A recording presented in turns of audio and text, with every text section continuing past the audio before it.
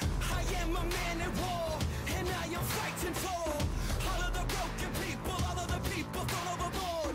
They always try to shame us, but they don't speak the language. No way famous. Ladies and gentlemen, we are live, and welcome to Monday Night Raw. We're here in Mobile, Alabama, and we got a great show lined up for you. Just last week, the #1 contender was determined for Braun Strowman's Universal Championship, and it's none other than the Destroyer, Samoa Joe. But we're going to kick this thing off right.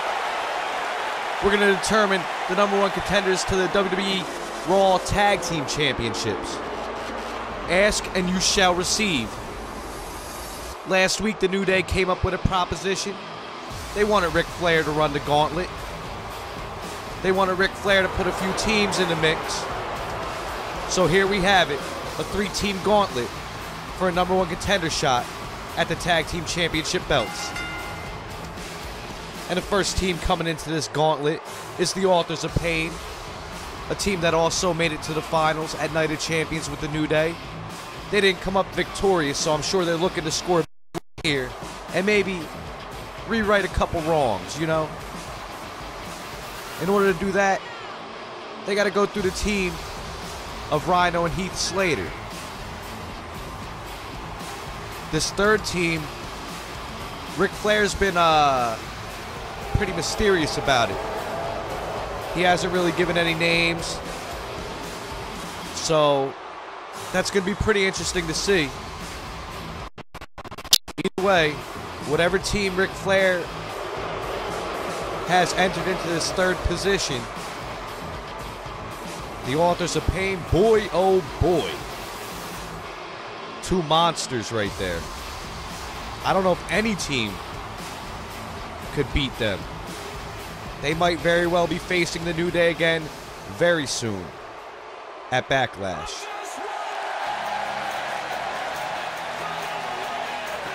And now, Heath Slater and Rhino, they were also in this tag team tournament that led up to a conclusion at Night of Champions.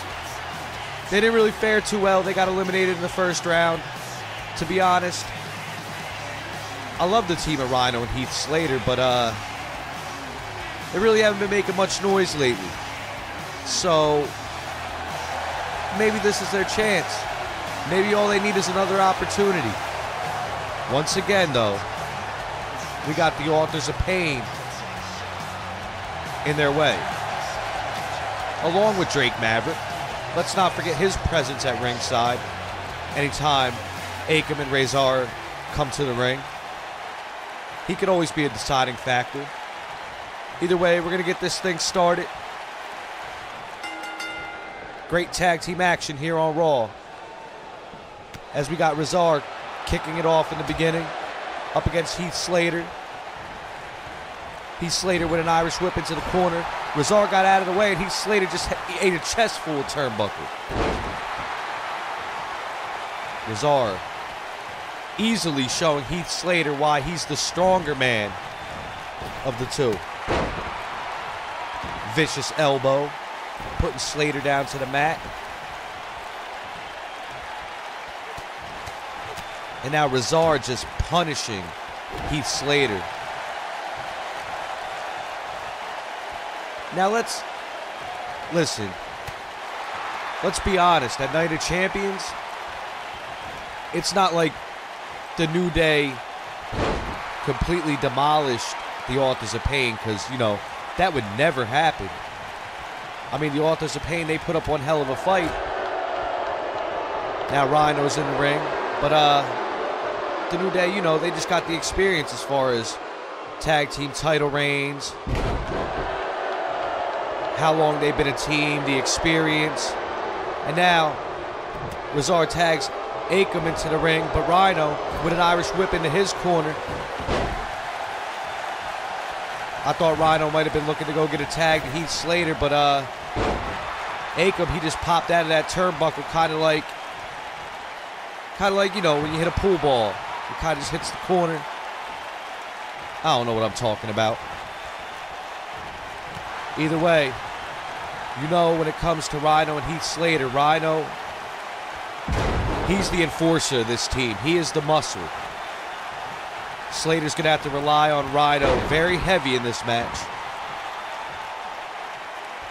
But Akam sends Rhino to the mat.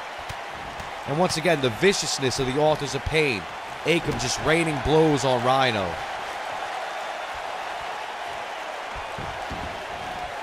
And now Akam's got that headlock worked in. Trying to work them holds, weaken Rhino down. Once again, brutality, folks.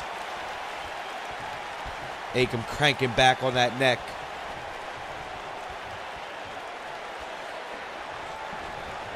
And Rhino gets out of it. Now he's got Akam in a headlock, but he lets go.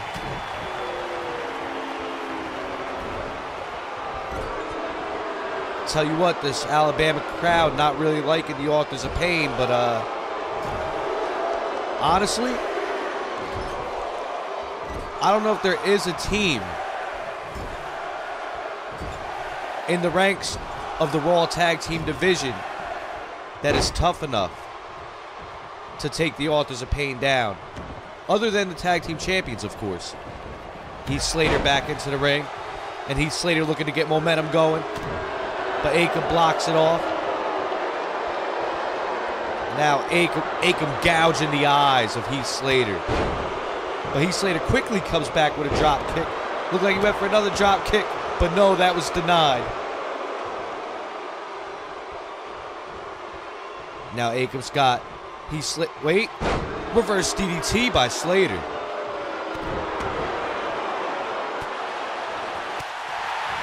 And now Slater hammering blows across the back of the big man. He's got him up. A gut buster by Heath Slater. And now he quickly goes for the pin, trying to get the win. Wait, we got a rope break here. And Rhino getting into the ring, I don't know. Oh, I see. Razar was coming in to do some damage, and Rhino quickly spotted that. And now Slater working on the arm, trying to take out the limbs, which is a very smart strategy here. Can the team of Heath Slater and Rhino develop yet another swan song story in the WWE?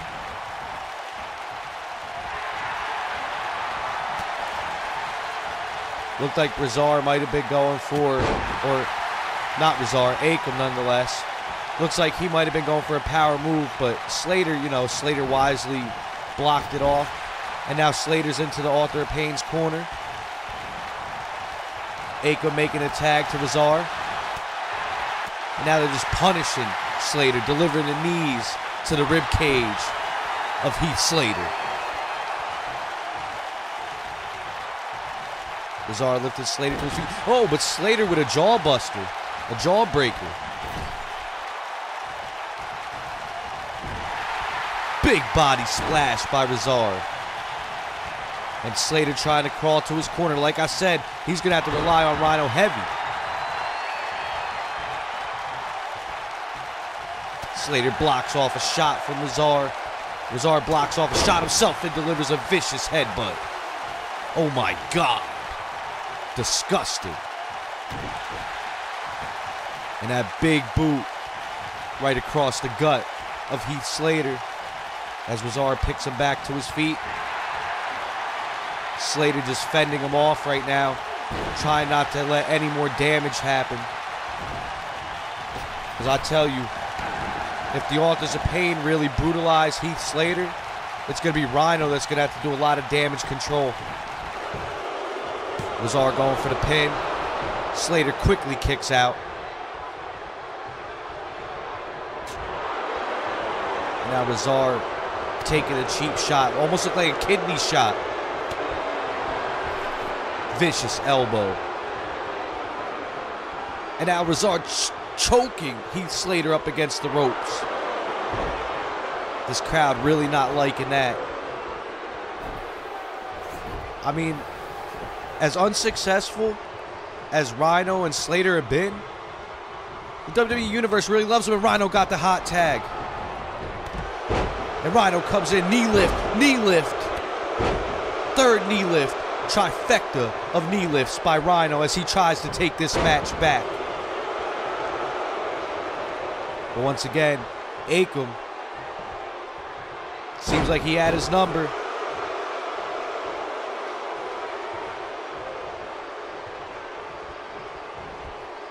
Oh my God.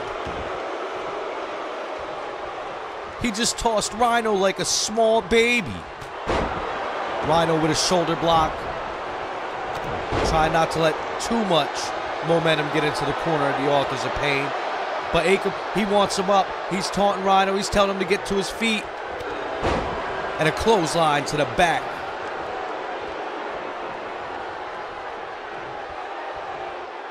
And now Akam's got him locked up with trying to keep control of the man beast. As he sends him back into his corner, looked like he was looking for a tag, but Rhino delivered a boot and stopped it. Oh my God, it looked like Rhino was going for a gore, and Akam smartly pushed him out of the way.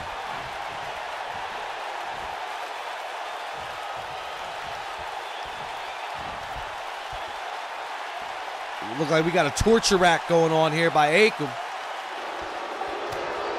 But Rhino quickly fights out of it. Akam catches the hand, delivering another yet cheap but tactical shot. And a tag to Razar. Once again, going back to that strategy, delivering the knees into the stomach of their opponents.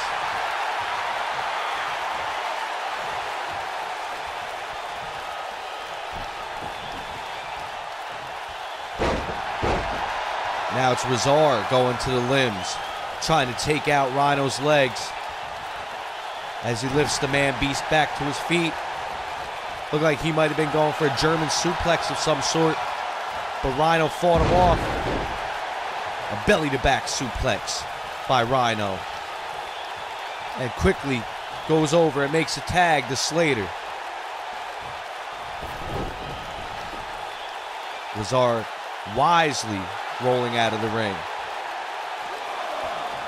And he's really showing this Alabama crowd how he feels about him as this match goes into no man's land. But Razar quickly rolls Slater back into the ring and uses the canvas to his advantage. Every part of the environment, ladies and gentlemen, when it comes to wrestling, every part of the environment can be used as a weapon. What's Slater going for here as he has Razar in the corner? Razar quickly putting him back into the corner. And now delivering vicious kicks and stomps to Slater.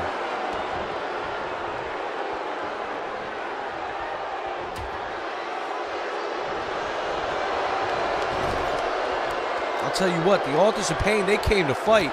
They're turning this more or less into a brawl. An elbow from Razar, and another elbow sends Slater back into the corner. And now, once again, like I said, they came to brawl. Razar just throwing, ragdolling Heath Slater to the other side of the ring. Heath Slater with a jawbreaker, though. Looked like he was trying to get momentum going, but Razar ducked that clothesline. And once again, we're back to the vicious assault that AOP brings.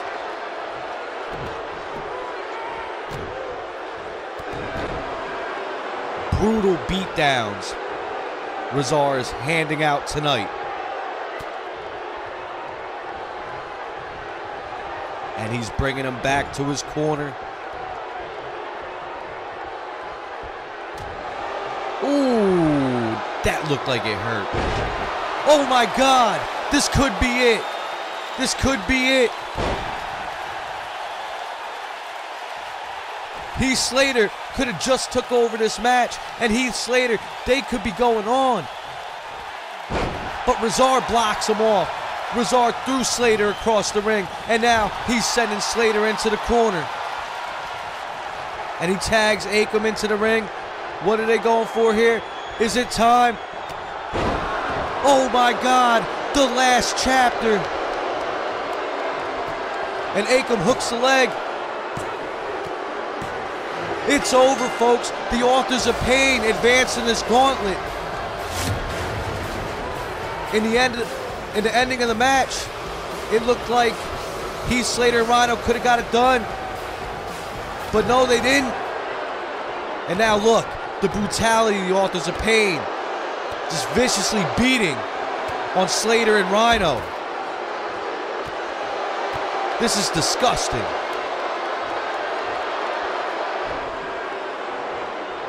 This is disgusting in Alabama. Mobile, Alabama does not. Oh my God. Ladies and gentlemen, Ric Flair made a power move right here. He signed the War Raiders. Now I think things are pretty even, if you ask me. Just earlier I was saying I don't think there is a team that can match the power of AOP. But Hanson and Rowe, the War Raiders. I'll tell you what, the Authors of Pain are in for one hell of a fight. Power moves by the Raw General Manager. The Nature Boy, Ric Flair, has brought the War Raiders to Raw. And it's a good thing they came out here, because no telling what the Authors of Pain would have did to Rhino and Heath Slater. Now this crowd really has something to cheer for. And the Authors of Pain standing outside, they're trying to rethink their strategy now. I don't think they really know what to do. I don't think they've come across a team that can match them as far as the power goes. But Mobile, Alabama is ready. And ladies and gentlemen, the Authors of Pain, the War Raiders, it comes down to this match to see who's going to be the #1 contender for the New Day, for the New Day's Tag Team Championships. Oh my God. And still, I guess, Akam trying to show it's business as usual.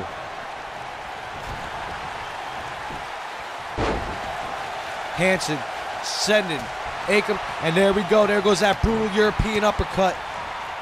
Akam really trying to fight back with them blows. They're exchanging blows back and forth. A European uppercut again.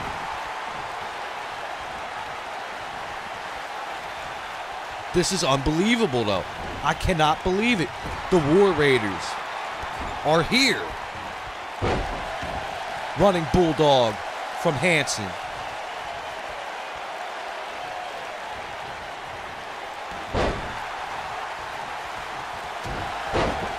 And a clubbing blow to the back of Hanson as Akam continues to try and keep this in their favor, in the Author of Pain's favor. What's going on here? Razar lifted. The Authors of Pain with a spike powerbomb to Hanson. Maybe I'm wrong. Maybe nobody can match the Authors of Pain when it comes to strength and brutality. As it looks like right now, they're doing a pretty damn good job of keeping Hanson under wraps. And Mobile, Alabama definitely not liking that. But Hanson, here he goes. Can he get momentum going? Can he start to bring the War Raiders back into this match? Sending them into the corner. And Hanson makes a tag to his brother-in-arms, Rowe. Oh my God. Sick tag team maneuver right there. As Rowe makes the pin. And Razar quickly kicks out of that. And now Razar sends Rowe into the corner. Body splash by Razar.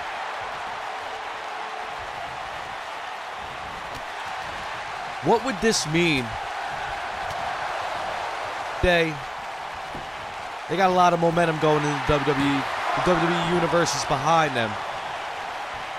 But as you can hear, the WWE Universe loves them some War Raiders too.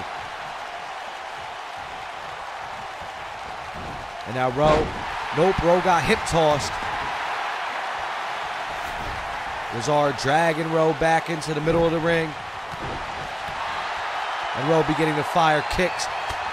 Headbutt by Razar.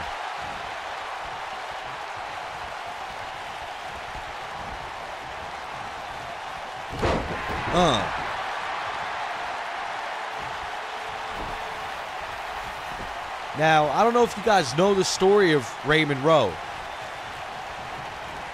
but this guy right here, he's a survivor. Vicious accident he was in many years ago. Could have been dead, but he's not. Both these teams, former NXT Tag Team Champions.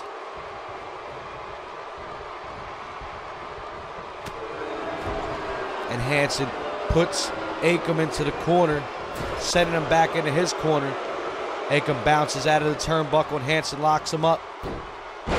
Big suplex by Hanson, sending Akam back first to the mat.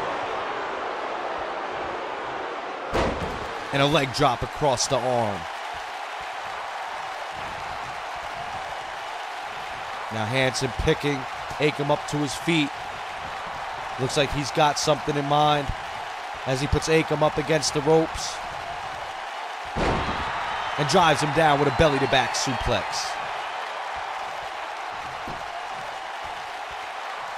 Hooking in a hold, trying to weaken Akam. Like I said, to be honest, this match is not in favor of the Authors of Pain. They just had a match. They were the first team entered into this gauntlet. So they got wore down a little bit. Still doing one hell of a job as far as staying fresh with the tag outs, using the double team moves to their advantage, and Hanson with a vicious European uppercut. Yeah, no, they're using everything that they can to their advantage. They've been playing smart tag team strategies so far here. As Hanson delivers another suplex and Akam trying to crawl to the corner, trying to get that tag to Razor, but Hanson will not allow it. Warbeard Hanson looking like he's going for a pump handle here.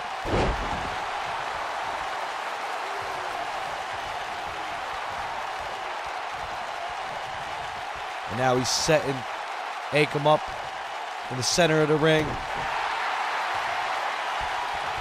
And just delivered a boot across Akam's stomach and walked over him. Totally disrespected him.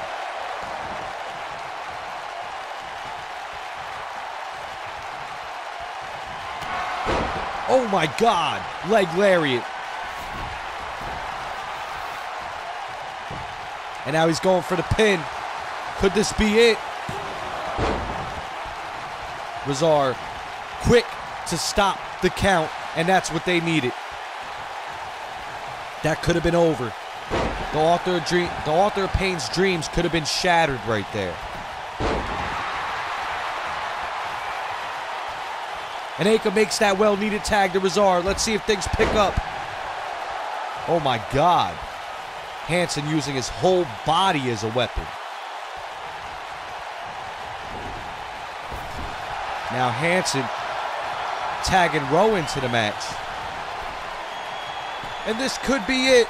Ladies and gentlemen, it's a fallout in Mobile, Alabama, as Raymond Rowe hooks the leg. Oh my God, ladies and gentlemen, the War Raiders, they're going on to fight the New Day at Backlash for the WWE Raw Tag Team Championship belts. Ric Flair took a chance by signing the War Raiders to the Raw roster, and they did not disappoint.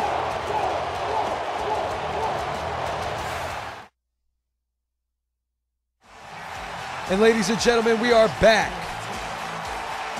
And it seems like the WWE World Heavyweight Champion, Shawn Michaels, is going to grace us with his presence. I'm sure he's got a lot to talk about after what happened last week. Once again, on the receiving end of another beatdown by his former brother-in-arms, the Game Triple H.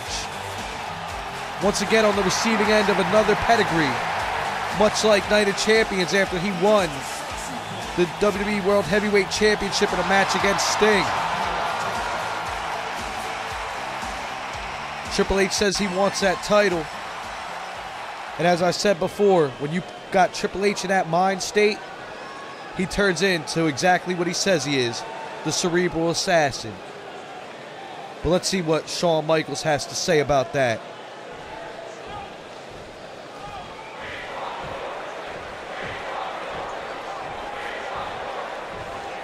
Shawn Michaels saying it's all his fault. No, it's not your fault, champ. It's Triple H's fault for being bitter and egotistical.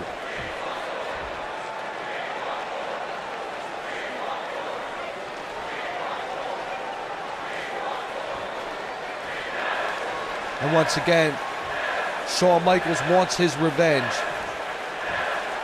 He wants Triple H in the ring. And honestly, it's almost like Triple H has been ducking him. The Heartbreak Kid's spitting a lot of truth right now.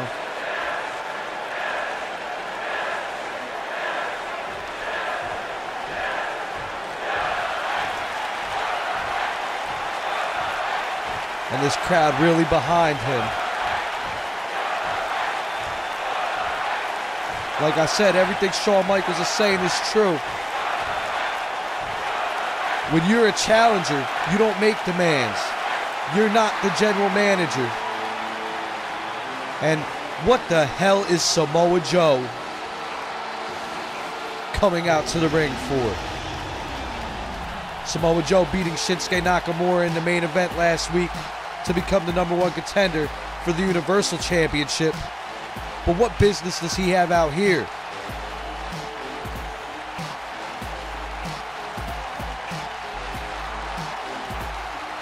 Joe interrupting Shawn Michaels. Typical Samoa Joe to stick his nose where it doesn't belong.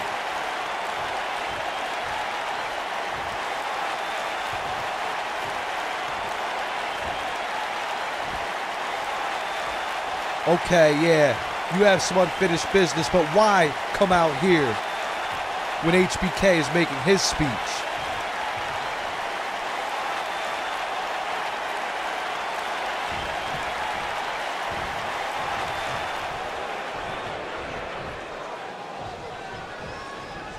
I really don't like the disrespect that Samoa Joe shows all these other competitors in the WWE.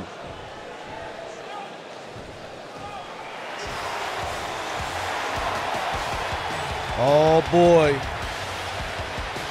You might have bit off a little more than you could chew, because there's your Universal Champion, Joe. There's Braun Strowman.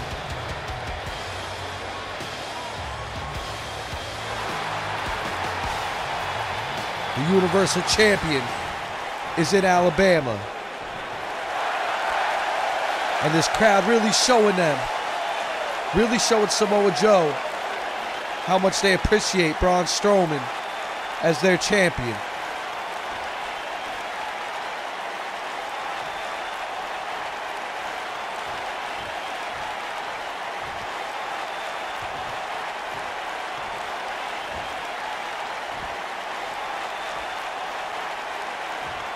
Huge blockbuster main event made for tonight.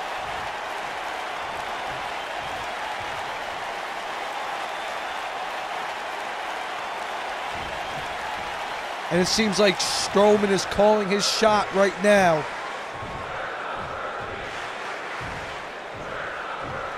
He said if he wins, he wants a cage match against Samoa Joe at Backlash. This is going to be an incredible main event.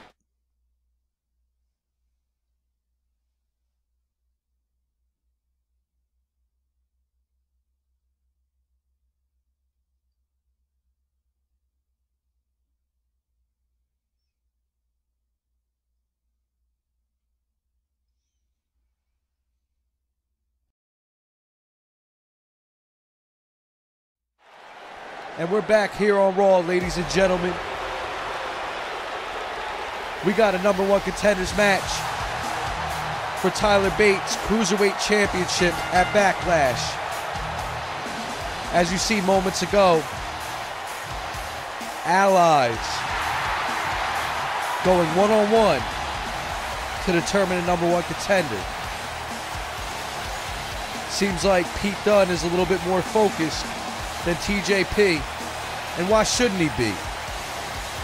He just lost the Cruiserweight Championship to Tyler Bate last week after a returning Neville cost him the Cruiserweight Championship. Neville aligning himself with Tyler Bate's VCC, the Villainous Cruiserweight Club. That's a pretty strong alliance right there. Tyler Bate, Tony Nese, and the King of the Cruiserweights, Neville, all on the same page and all on the same team. Just think about it.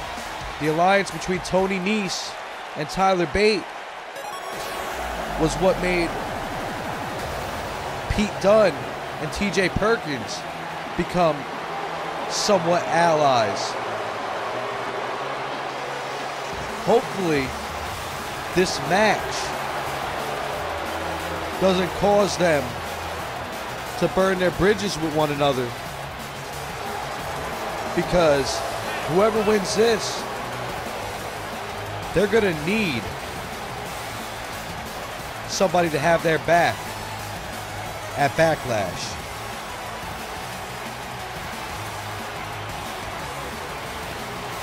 The first ever WWE Cruiserweight Champion in the new era, winning the Cruiserweight Classic to become the Cruiserweight Champion. Both men made history. Matter of fact, you got Pete Dunne, first ever United Kingdom Champion, winning the United Kingdom tournament.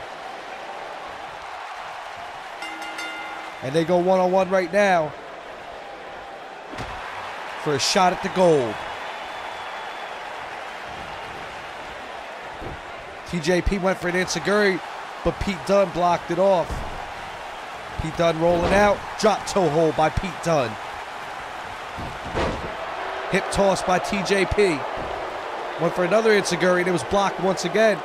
Double underhooks going here by Pete Dunne. Double underhook suplex. And you gotta believe that Tyler Bate and the rest of his minions are backstage watching this. TJP with a jawbreaker. Once again, a third attempt at the enziguri, and it was blocked off. Now Pete Dunne working the arm. They don't call this man the Bruiserweight for nothing. Back and forth counters early in this match. This match promises to be exciting.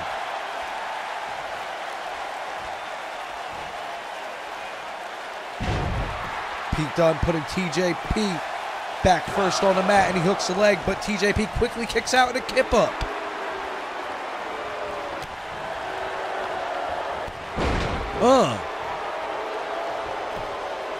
TJP going for the pin now. And Pete Dunne with a quick kick out.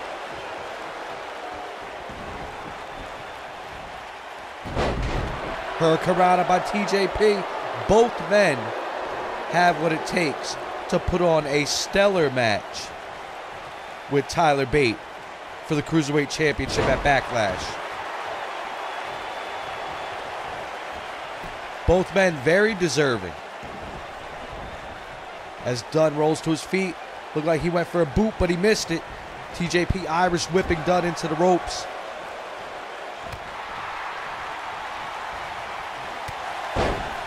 And that brutal elbow from Pete Dunne. TJP kicking him off. This match has already had a hell of a lot of counters early in the bout. TJP beginning to work the arm of Pete Dunne, trying to weaken them shots that Dunne is accustomed to bringing.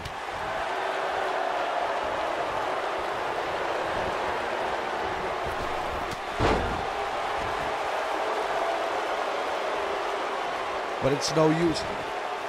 And Dunn kicking him in the head.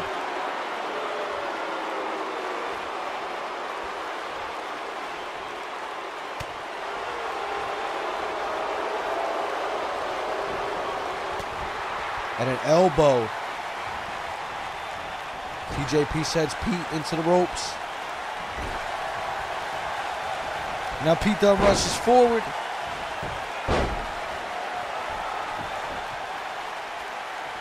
And he's telling him come to his feet.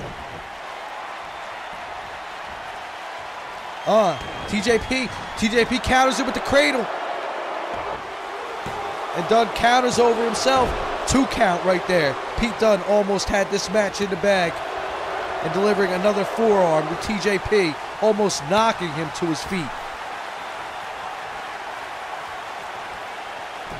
Now Dunne once again cranking the arm of TJP.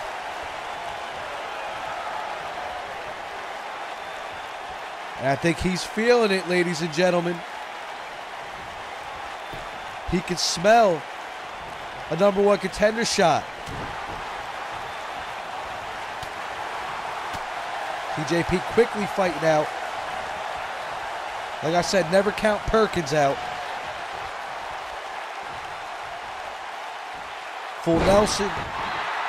Full Nelson suplex into the bridge.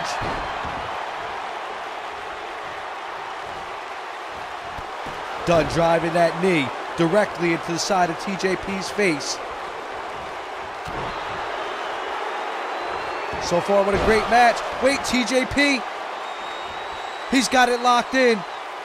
Can Pete Dunne? Dunne escapes the hold, but he's got a little bit of damage done to that leg. He's got to be careful. TJP can throw that on from anywhere.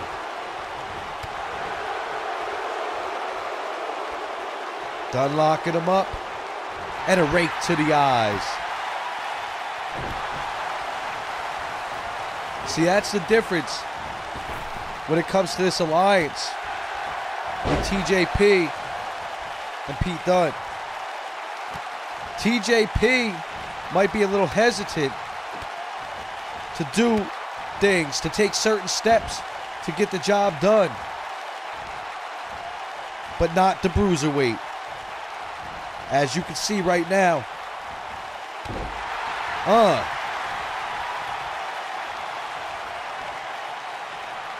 Dunne lifted TJP to his feet. And he sends Perkins into the corner.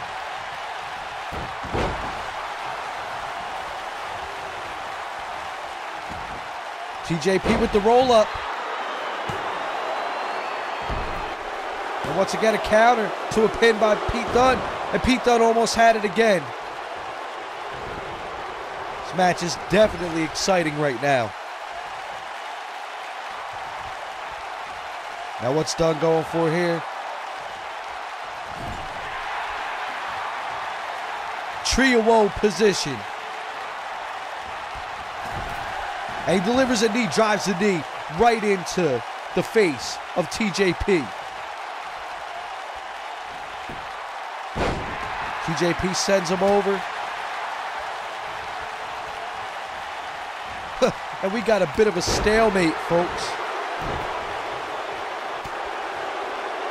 Like I said, ever since the opening bell, back and forth, back and forth.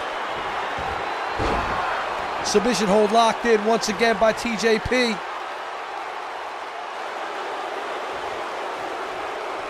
And once again, Dunne quickly fights out of it.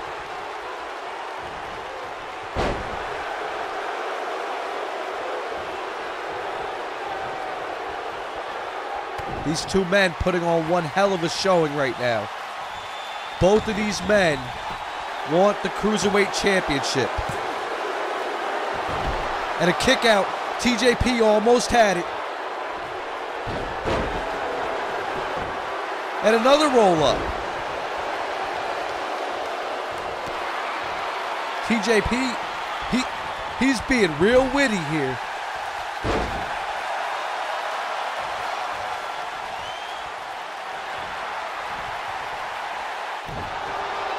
Now TJP rakes the eyes, and he's locking that submission in one more time. Pete Dunne's got to hold on. I'm sure there's a lot of damage that's been done to that leg. That's the third time he's locked.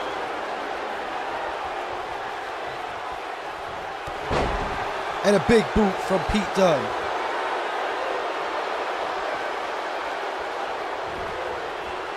Dunne sending Perkins into the corner. He delivers a boot to the face of TJP, causing him to stumble out and hit the canvas.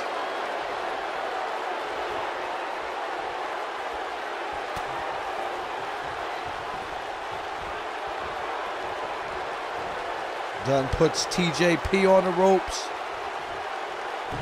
And once again gives a tug to that arm. If you look at it, it's very smart. This match has been tactical so far. TJP working the leg. Dunne working the arm. Had a few near falls. Lots of counters. And Dunne sends TJP into the barricade. Hammering those fists across the face of Perkins. I'll tell you what, neither man wants to get counted out. As they continue to fight on the outside, this is dangerous right here as the refs count is halfway down. We're at 6.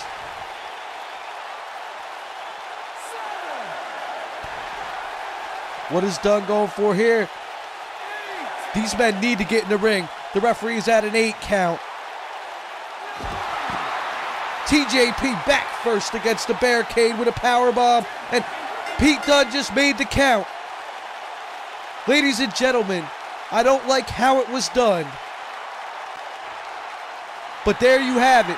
Pete Dunne is the #1 contender for the Cruiserweight Championship, and he will once again fight Tyler Bate, but this time it's at Backlash.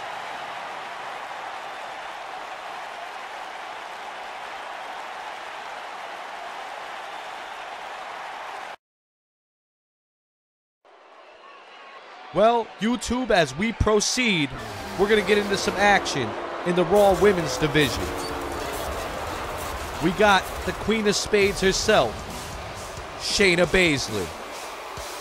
And I'll tell you what, this crowd, the WWE Universe as a whole, despises this woman. After that attack on Ronda Rousey. Don't get me wrong. There's some people, there's quite a few that probably respected what she did. Not everybody really likes Rousey, especially given the fact that she came in to the WWE and it was almost like she got a special treatment. Week, making it very clear that she's looking to be the next women's champion.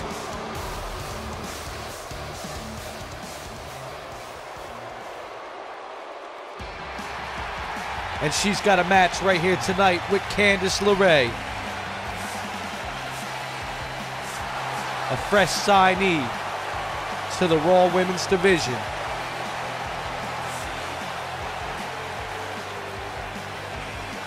I don't know if Candice LeRae has what it takes to go toe-for-toe with Shayna Baszler. But for her sake, she better have her A game ready.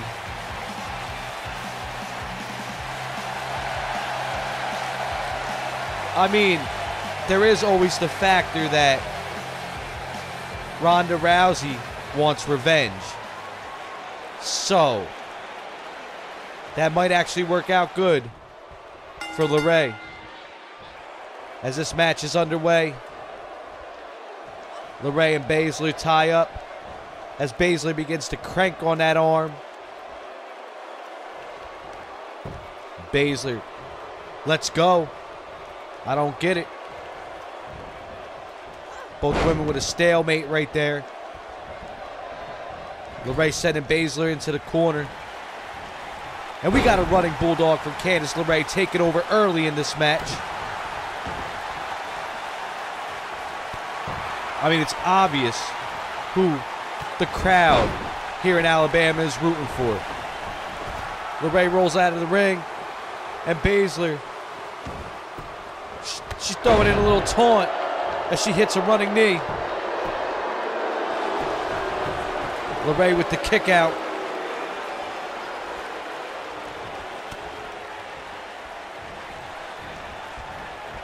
Baszler brings LeRae to the corner. And LeRae kick, stiff boot to the face of Shayna Baszler. German suplex, bridging it for the pin. And an early kick out. Barely a 1 count. Like I said, Baszler definitely drawing in some heat just in her actions alone. Did you see how she looked around? Looked out at that Mobile, Alabama crowd. And a jawbreaker for the counter from Candice LeRae. But Baszler with a counter of her own. And now she's putting LeRae up against the ropes. And cranking on the neck.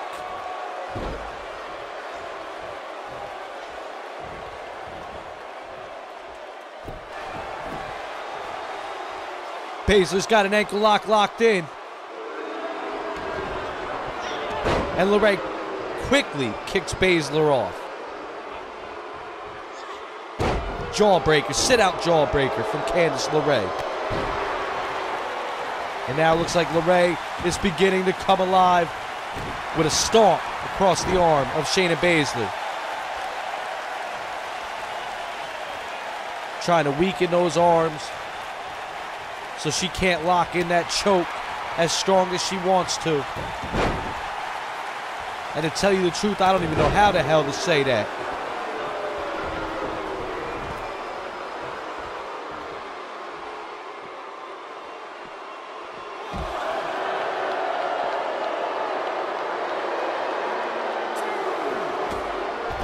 LeRae sending Baszler into the apron as they fight out here. There was just a count-out victory for a #1 contender shot at the Cruiserweight Championship. There does not need to be a count-out victory here.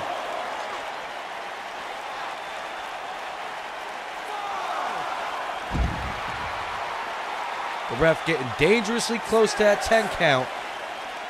Do not let another count-out victory happen here. And no, it's not. Baszler saves the count, sending LeRae back into the ring with a belly-to-back suplex. And LeRae is down, back first on the mat. And once again, Baszler drawing mad heat from this crowd.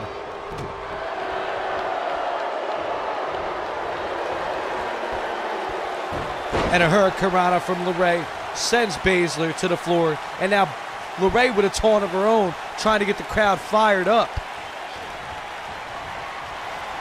Clothesline was ducked under. And now, Baszler cranking on that back, lifting LeRae back to her feet. LeRae's outside at the ring apron. And Baszler sends her back over the ropes with a suplex. As I said earlier, Shayna Baszler should have eyes in the back of her head, because you know Ronda Rousey does not forget. And LeRae in the corner. Baszler went for that knee, but LeRae ducked out.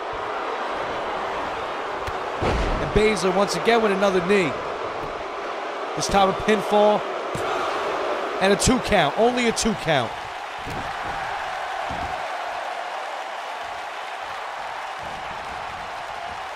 Once again, the limb targeting from Baszler. Very smart strategy, very smart wrestling. You know, over the years, you started to see wrestling and MMA become almost a cross-platform. You had Brock Lesnar transform into his UFC lifestyle, where instead of just becoming a wrestler, he became more of a, he developed himself as an MMA fighter. And a quick kick out from Candice LeRae.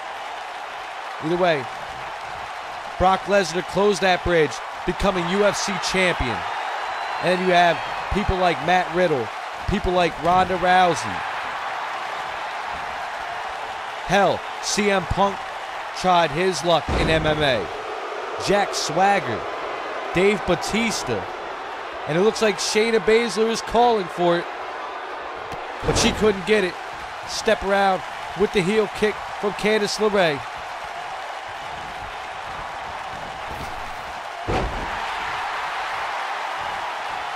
And now LeRae.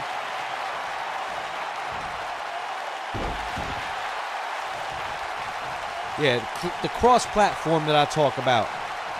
Wrestling is no longer wrestling 100%, and MMA is no longer MMA 100%. You got crossbreeds such as Shayna Baszler, Ronda Rousey.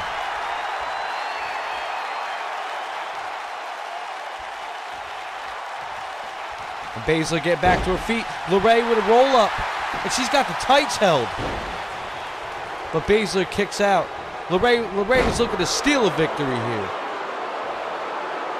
And once again, drawing that heat, just basking in it. A kick to the face from Candice LeRae.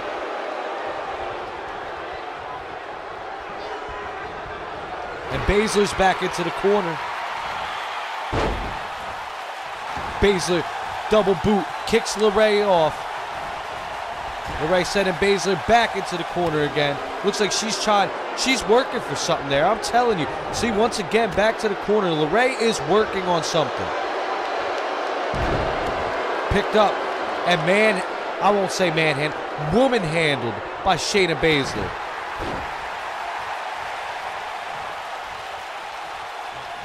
Like I said, LeRae trying to get Baszler into that corner. She's looking for something there. Baszler with a belly-to-back suplex. Now Baszler once again showing the dominance, lifting her up and slamming her.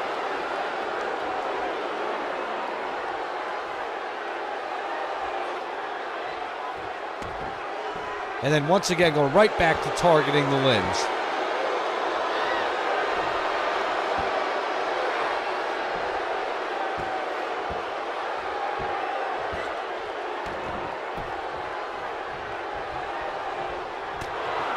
Candice LeRae delivers an elbow, stopping Baszler from her attack on the limbs.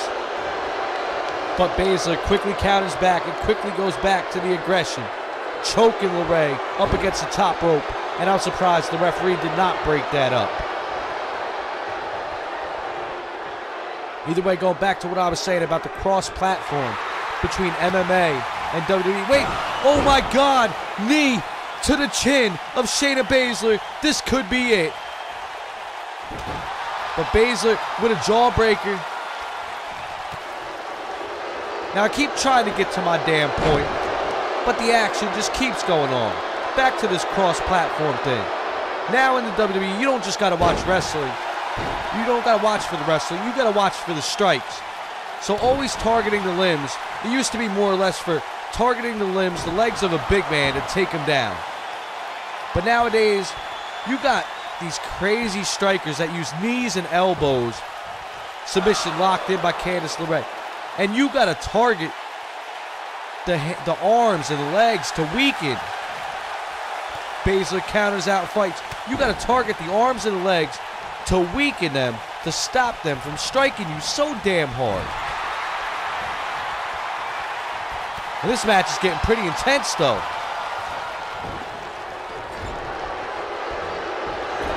Baszler went for another knee in the corner, but LeRae blocks it off.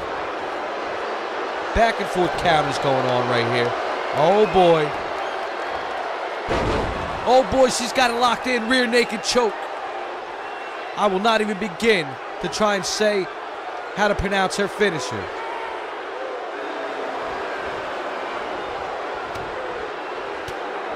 I'll just call it a rear naked choke. I'll call a spade a spade. I know you like the irony there. I'll call a spade a spade. I'll call it what it is. LeRae got her in the corner. Like I said, she's been trying to get her in the corner this whole match. LeRae trying to climb up. Now LeRae slumped in the corner, and Baszler finally hits that knee. German suplex, bridge for the pin. Kick out by Candice LeRae, and that was so close. Baszler walking around, she's not knowing what to do. Candice will not stay down. She's telling her to get to her feet. And she went for that running knee again, but LeRae got out of the way. Now Baszler sending LeRae back into the corner.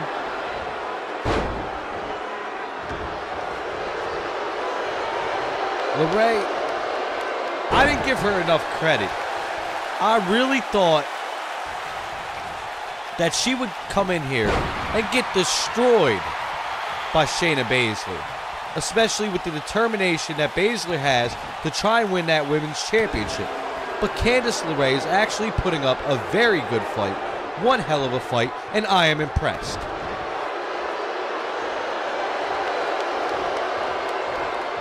I'll tell you who's not impressed, and it's not with Candice LeRae's performance. This Alabama crowd is not impressed with Shayna Baszler. The cockiness, the arrogance, the disrespect, the disregard for her opponent. Shayna Baszler is disgusting. And LeRae in the corner. Baszler looked like she was going to work on the leg, but LeRae quickly brings her back with a boot, and now, there we go, there we go. This crowd is hype. Over the top rope, leg drop by LeRae. Let's go.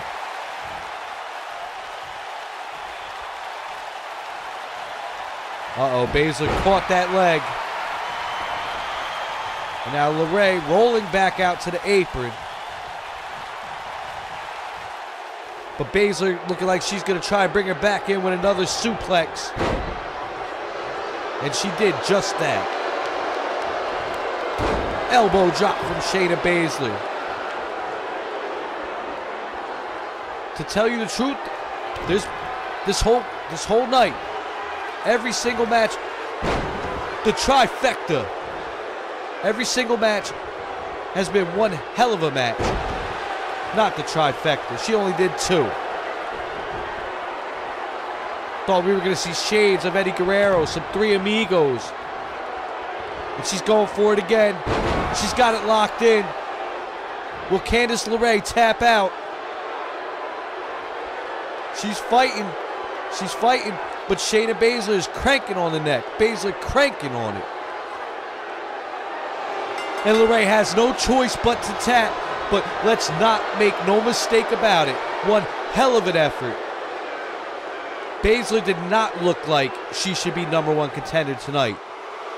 Not with the performance that Candice LeRae put on here against her. And I'm sure Baszler knows that. That's why she's going back to the attack. She sends LeRae into the ropes, and a spear from Shayna Baszler. And now it looks like she's going to that arm. Baszler is trying to do harm. Like I said, I can't even say sore loser, but just the amount of disregard and disrespectful. Oh my God, ladies and gentlemen. Ronda Rousey, she's coming out to the ring. She just saved Candice LeRae from a beatdown. And Rousey getting some revenge on Shayna Baszler. This crowd is going nuts. We got it. She's got it. Armbar. Armbar from Rousey. And Baszler tapping out. This isn't even a match. Baszler definitely not looking like she deserves a #1 contender shot. Ladies and gentlemen, the baddest woman on the planet,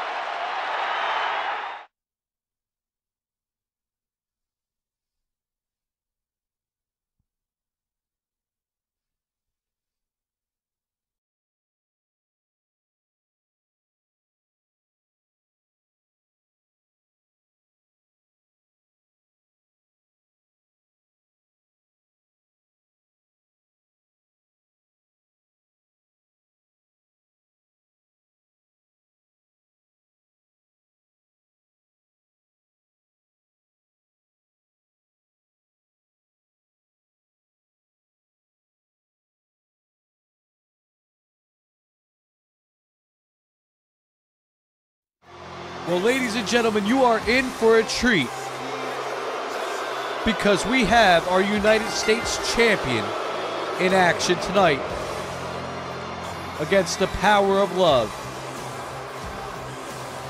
Mike Kanellis. We got Jeff Hardy going one-on-one with Mike Kanellis.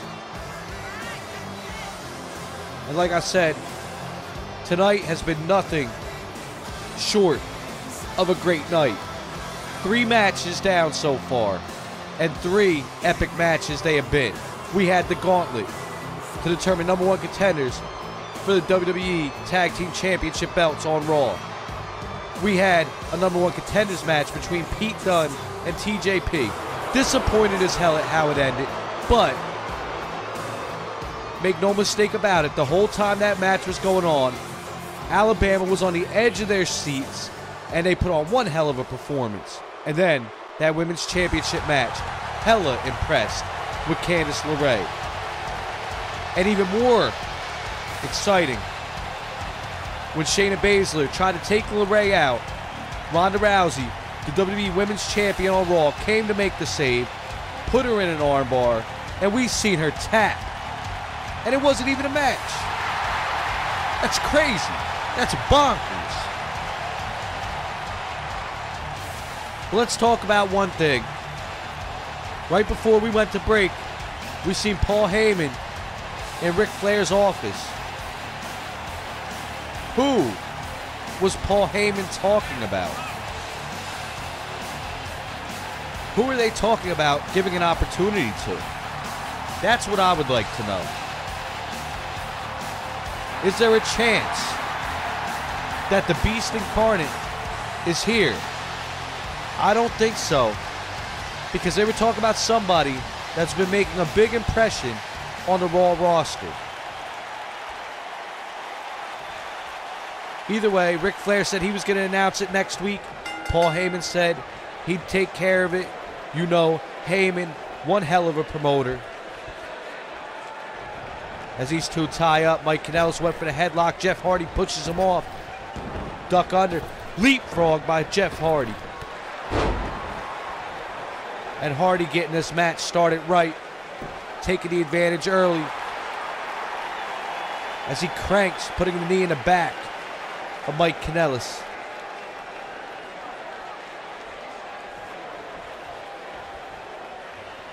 Mike Kanellis fights out, delivering an elbow to the stomach of Jeff Hardy. Now, Mike Kanellis, he hasn't made a lot of waves in his time here. But Mike Kanellis is one great competitor. Very underrated and very underused.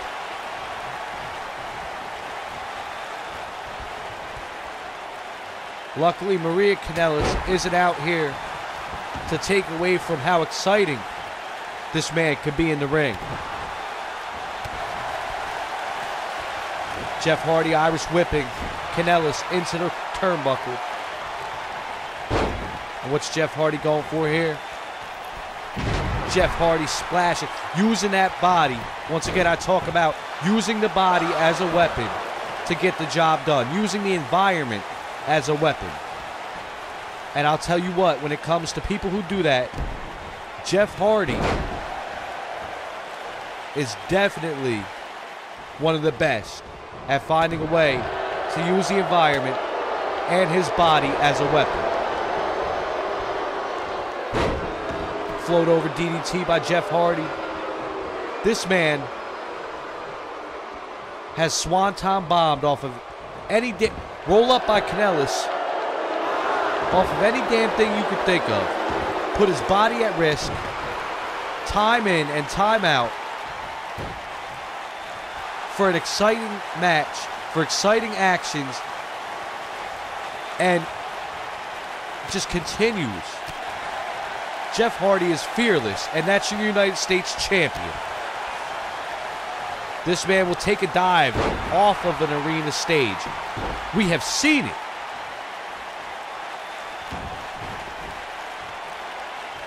Jeff Hardy looked like he was going for the leg, but Mike Kanellis, big boot from Mike Kanellis to the face of Jeff Hardy. Irish whip back into the ropes. Wait, Jeff Hardy countered it. And Jeff Hardy with a stiff elbow, a stiff forearm. But once again, using the body. Cross body. And now Jeff Hardy, what's he looking for here? Putting Kanellis in the corner. And he's hanging him in Tree of Woe. The Tree of Woe.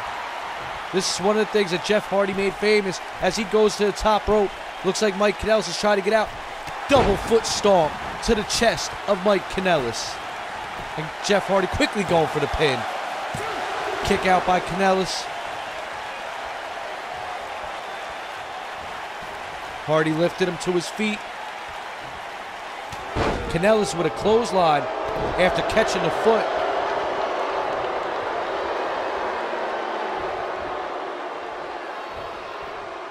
Jeff Hardy floats over in a reverse DDT.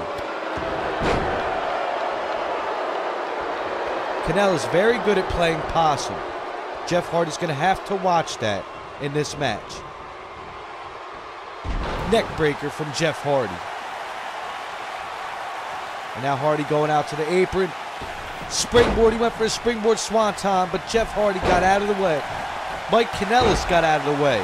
What in the hell am I thinking? And now Kanellis working that arm. Sending Jeff Hardy into the ropes again.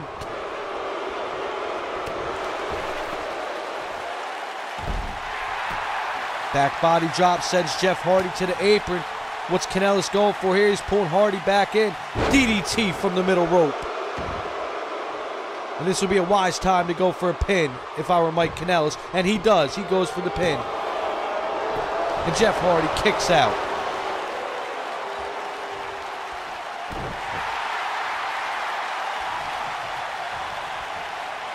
Ooh, brutal. Digging his hands and his fingers into the face of a United States champion. This crowd definitely didn't like that, and he's definitely catering to it.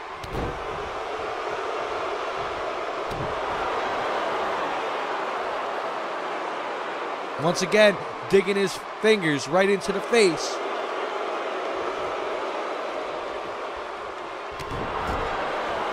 Now Hardy's in the corner.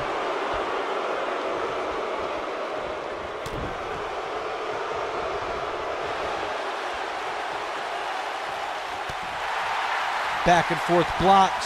Hardy rolls out. And a drop toe hold from Jeff Hardy. Mike Kanellis stunned momentarily, but no, he has enough to stop Jeff Hardy from gripping him, putting him in his grasp. And what's Hardy going for here? German suplex, and he bridges for the pin. Kick out by Mike Kanellis. Near fall for Jeff Hardy.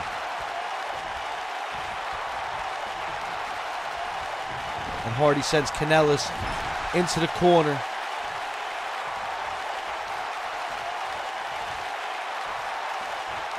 Hardy going to the middle rope. Tornado DDT from Jeff Hardy off the middle rope. Lifting Kanellis to his feet. And Kanellis bounces off the ropes. Hardy duck under. Atomic drop by Jeff Hardy sends Kanellis staggering into the ropes. And like I said it earlier, and he does not disappoint. Jeff Hardy using anything as a weapon.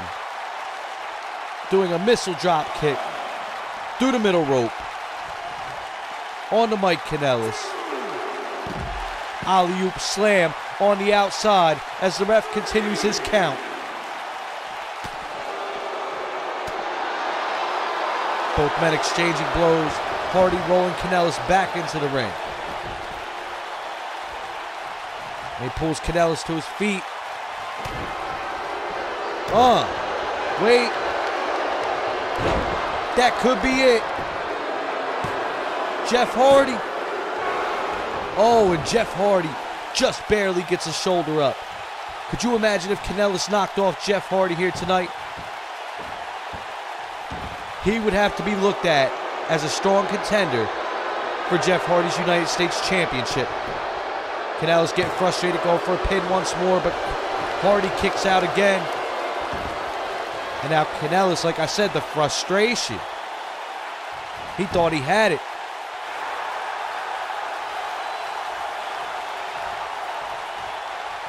Hardy fights out of the headlock.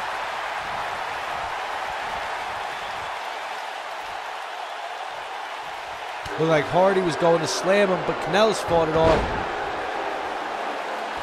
Oh no. Twist of fate by Jeff Hardy. This has got to be it. Jeff Hardy could pin him right now, but it looks like Jeff Hardy is going to ascend to the top rope. Swanton bomb. And he hooks the leg. This has got to be it. 2, 3. It's over. Your United States champion walks out victorious.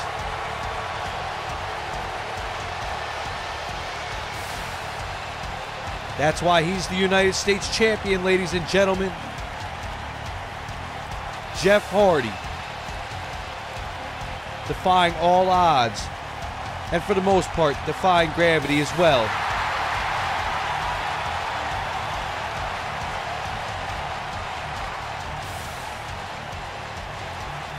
Mike Kanellis definitely gave one hell of a fight.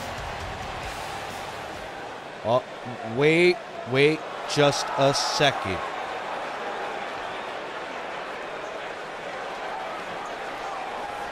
Ladies and gentlemen, Paul Heyman has a new client. There is a new Heyman guy in town.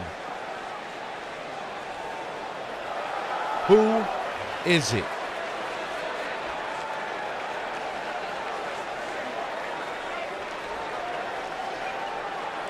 Jeff, turn around, Jeff. Jeff, turn around. It's Lars Sullivan. The Freak. And Jeff Hardy tried to hit him with the belt, but Sullivan fights it off. Big headbutt from Lars Sullivan.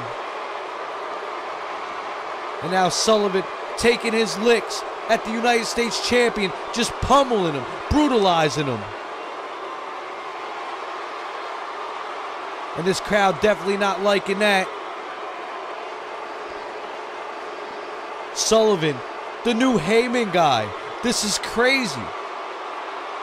And look at Heyman showing his support as Lars Sullivan, he just hit him with the title. Oh my God.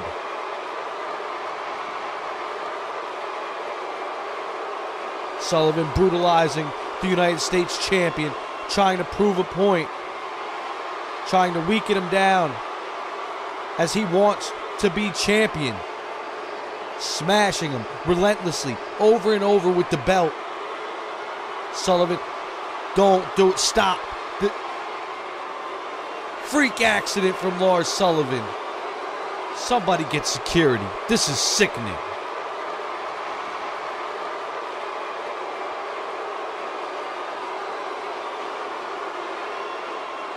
As he lifts Jeff Hardy back to his feet. And another freak accident, this time on the United States Championship. What a sickening display. Disgusting. I am disgusted.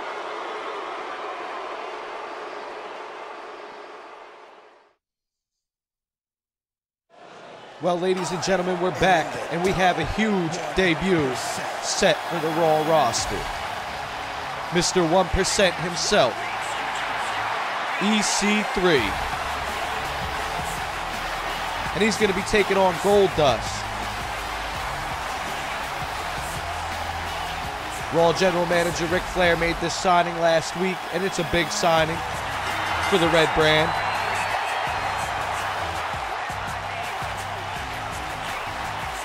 Let's talk about Goldust. Last week, getting a win over Shelton Benjamin and Velveteen Dream, taking part in a match just by looking on from the stage. So far, nobody knows what that's about. I wonder if he'll make a cameo here tonight. Either way, first time seeing EC3 here in action on Raw.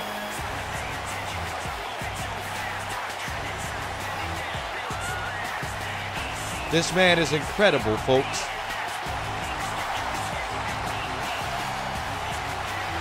You got EC3 taking on a legend in his own right. Goldust is not surrounded by tons of championship reigns and numerous accomplishments and feats, but he has a rich history in wrestling. He's been doing it for a long time now. Son of the late, great Dusty Rhodes. Brother, older brother to Cody Rhodes.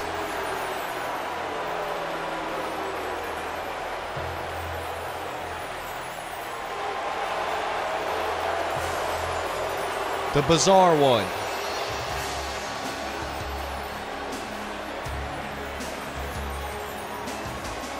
I'll tell you, when it comes to entrances and people who know how to make a mystique type of entrance,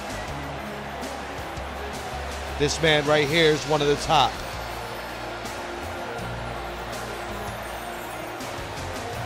When they call him Bizarre, it's meant in every sense of the word.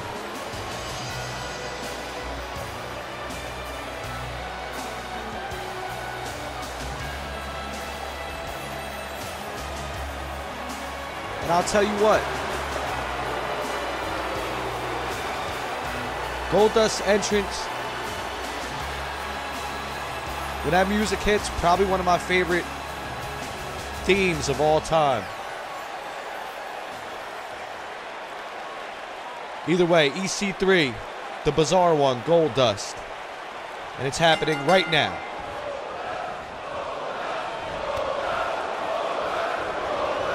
EC3 looking for an impressive win, I'm sure, in his first match. Looked like he was going for an exploder suplex, but Goldust brushed it off, and now wait, Velveteen Dream has already made his presence known, ladies and gentlemen, as he stands once again on the stage. You gotta wonder, what is Velveteen Dream trying to accomplish? What is his fascination with Goldust? This is the second week in a row now. Goldust Irish whipping EC3 into the ropes. He delivers a rolling elbow.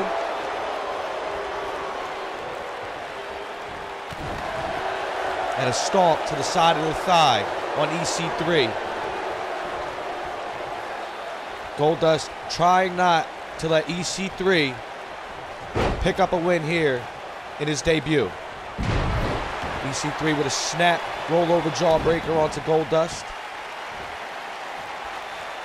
Now what's EC3 going for here? Stomp to the gut of the Bizarre One.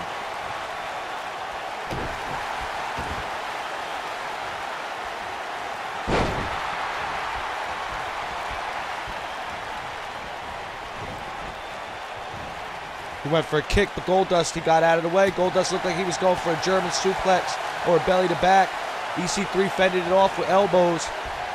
And now EC3 went for another explosive suplex, but Goldust would not allow it. Rushing leg sweep from the Golden One. Over the course of Goldust's career, he has had many tag team formations that have been pretty strange. Most recently, over the past few years, the Golden Truth, him and R-Truth, and I kind of like that. Trademark, vintage Goldust right here. Ladies and gentlemen, as he goes for it, Goldust with the Shattered Dreams. And that's gotta hurt, Mr. 1%. Once again, Velveteen Dream continues to look on from the stage. EC3 with a quick elbow. Goldust caught the leg and delivered a clothesline.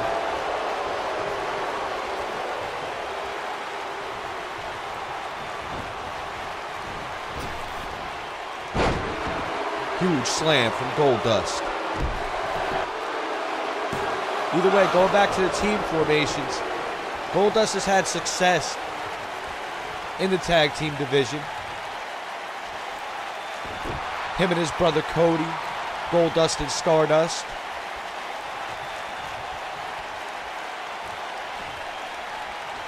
Pulling EC3 to his feet. And now he's got EC3 up against the ropes, but EC3 battles back, delivering an elbow and a backbreaker.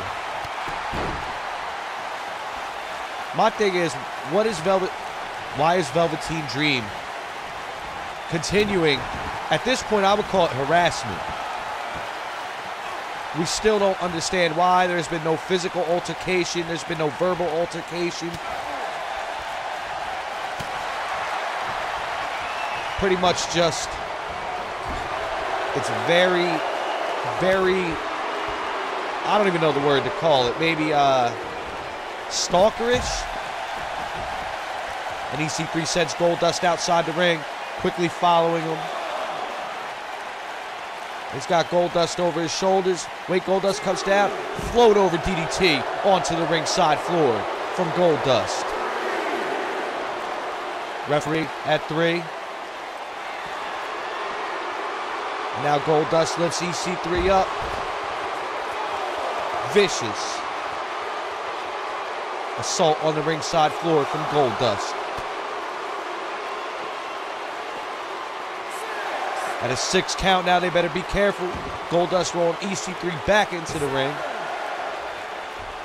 But EC3 quickly following out, breaking the referee's count. 4 now. What's EC?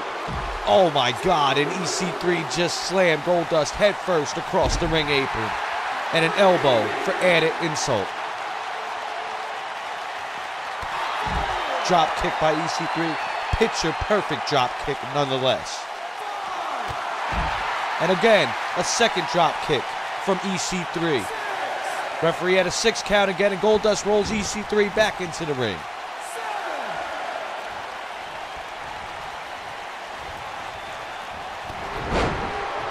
You gotta wonder,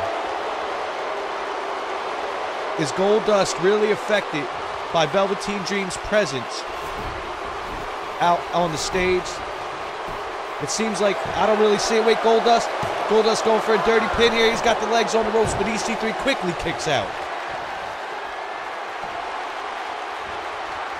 Jump over from the suplex and a neck breaker from EC3. And EC3 looking like he's going to go for it right here. Got a wrist lock in.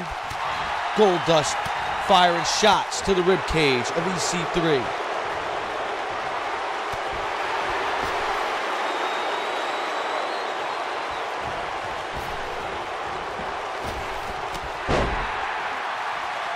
And Goldust back on the mat again. EC3 quickly picking him back up to his feet. And it looks like EC3 is coming alive. EC3 trying to get the job done on his debut.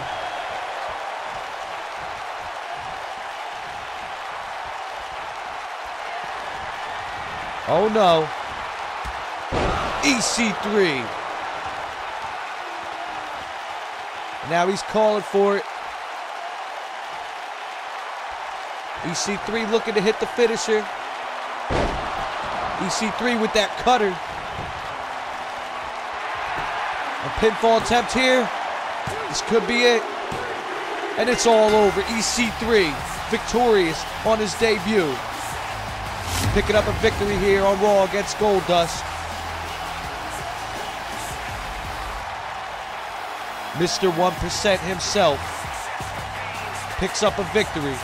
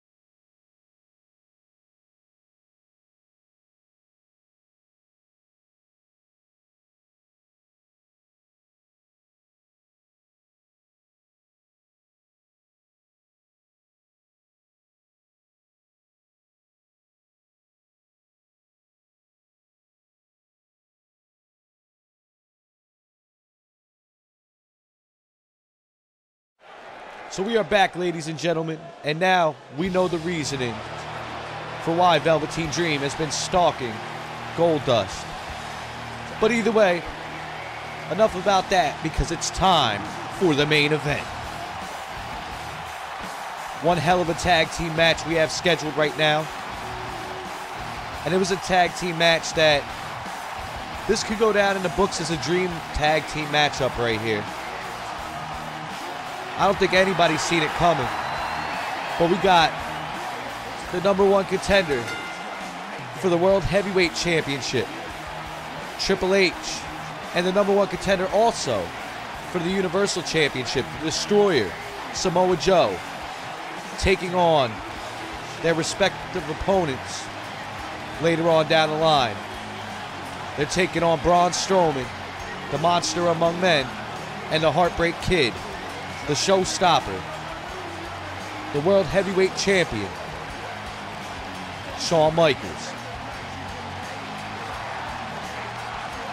My thing is, Triple H has yet to make confirmation on whether or not he will fight HBK at Backlash. HBK has really wanted to get his redemption, so he's got to get it here tonight. Not in a one-on-one match. I'm sure he's a little bit disappointed about that.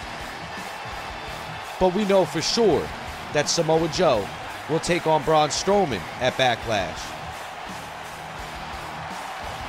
And with this match comes an advantage where the winners will get to choose special stipulations to their title matches. Braun Strowman is already calling his shot. He told Samoa Joe that when him and Shawn Michaels win here tonight, he wants Samoa Joe in a cage match. And he doesn't want it where the rules are one man can escape. He wants a pinfall or submission inside that cage. This match was made by Raw General Manager Ric Flair, and it was announced by Braun Strowman earlier in the night when Samoa Joe and HBK had a war of words. And here he comes, fresh off beating Shinsuke Nakamura last week for a #1 contender shot.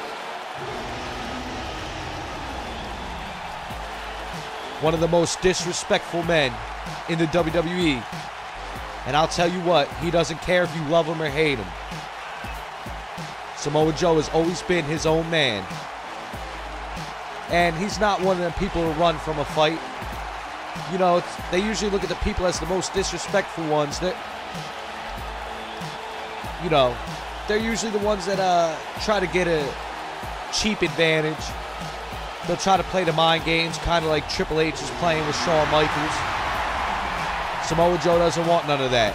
He wants to look Brock Lesnar in the eyes. He wants to go toe-to-toe with the Universal Champion. So, that gets a lot of respect in my book, if you want to be honest. Triple H and Samoa Joe in the ring. And here comes the Raw Universal Champion, the Monster Among Men. You want to talk about raw power? This man has it. And tonight, he promises, in Mobile, Alabama, somebody is going to get these hands.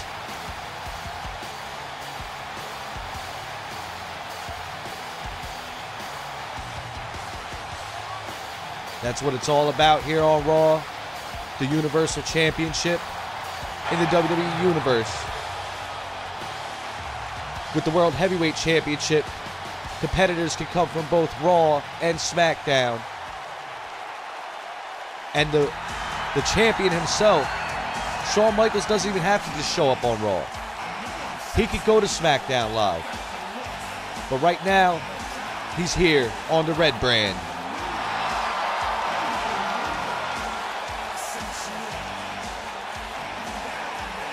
This man has done it all in the WWE, folks. He didn't even have to come back and fight Sting at Night of Champions for this title. His legacy has already been concreted and cemented into WWE. He doesn't need the fame. That's the difference between him and Triple H. Triple H doesn't need the fame himself, but Triple H's ego gets in the way of that. And I'll tell you what, somebody with a bad ego like that could really hurt their legacy.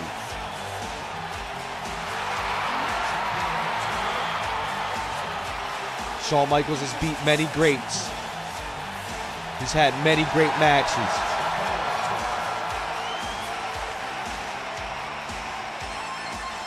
One of the pillars of this company.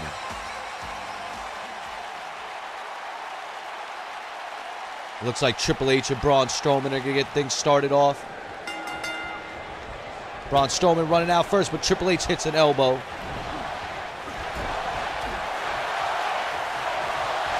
This crowd is going to blow the roof off this arena. Braun Strowman with a big clothesline beginning to stomp away at the Cerebral Assassin. And he's got a deadlift right here. Deadlift gut wrench suplex by the Monster Among Men. Now, right now, I'm anticipating. I really desperately want that tag from Braun Strowman. I want to see Shawn Michaels get in the ring and go toe-to-toe with his former brother in arms.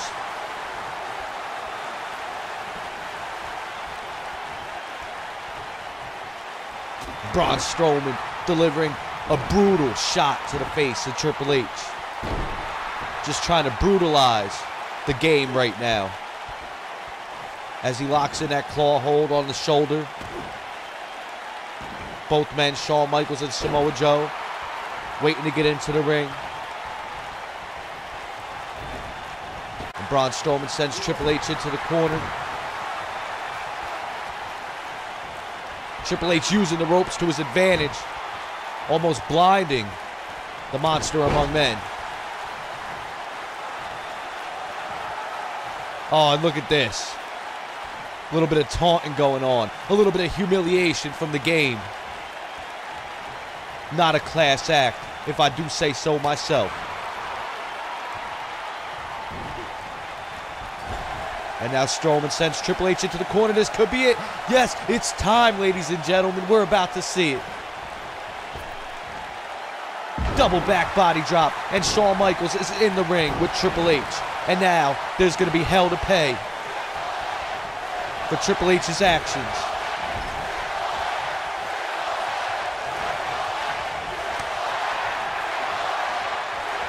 Triple H delivering a shot to Shawn Michaels, sending him back into the corner.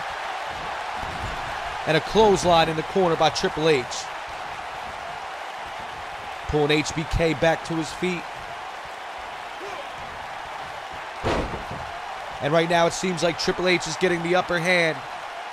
And I'm sure this crowd, they really don't like it.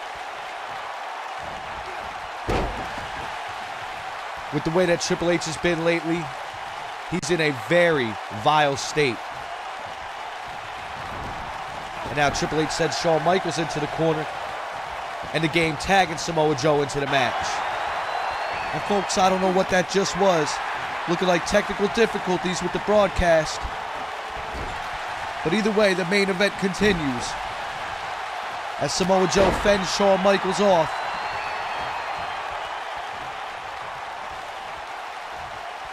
And now Joe, what's going through Joe's mind here? Putting Shawn Michaels up against the ropes. And then hanging him out to dry against the top rope. Now Samoa Joe with a big senton bomb. Going for the pin. And a quick kick out by the Heartbreak Kid. It's going to take a lot more than that to keep the legend down.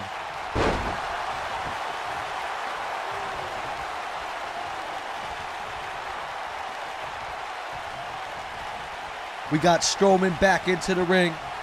And Samoa Joe quickly tags out. I'll tell you what, I stands corrected at what I said earlier. It seems like Samoa Joe is running from the Monster Among Men.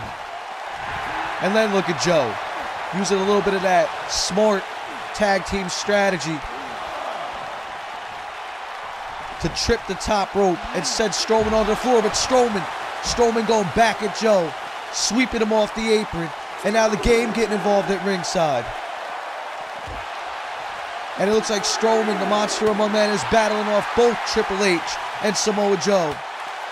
I don't know why Shawn Michaels wouldn't come to help him.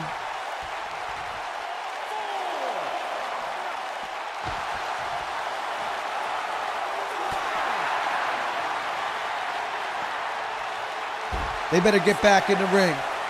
They're both in danger of a double count out here. Like I said, we already had one count out victory here tonight. We don't need to see another one. Referee at an 8 count. The game's got to get back into the ring, and he gets back in the ring, stopping the count at almost a 9.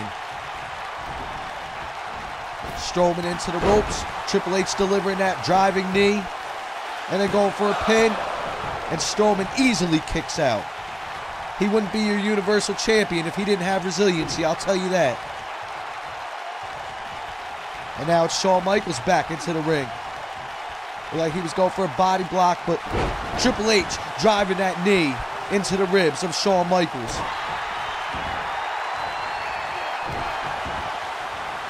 And like I said, Shawn Michaels wants nothing more than to tear Triple H apart.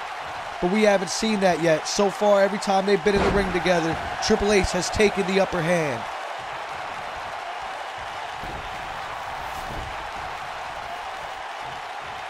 Make no mistake about it, as much mind games as Triple H plays, as crazy as it is that he is ducking Shawn Michaels from a WWE World Heavyweight Championship shot, he is still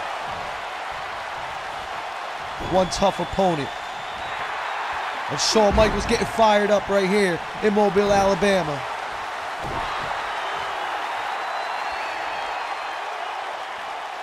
As he starts to work the neck.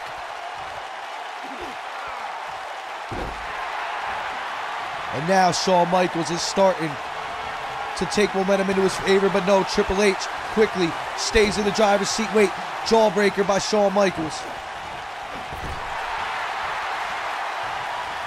And now Michaels tagging Braun Strowman back into the ring.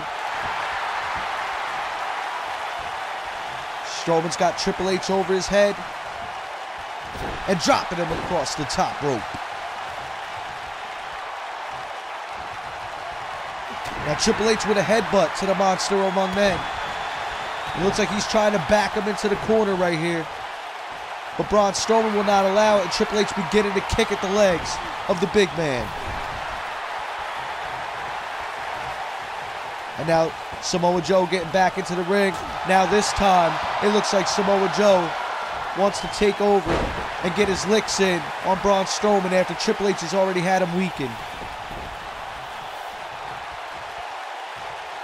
Joe going to the legs, but Braun Strowman kicking him off.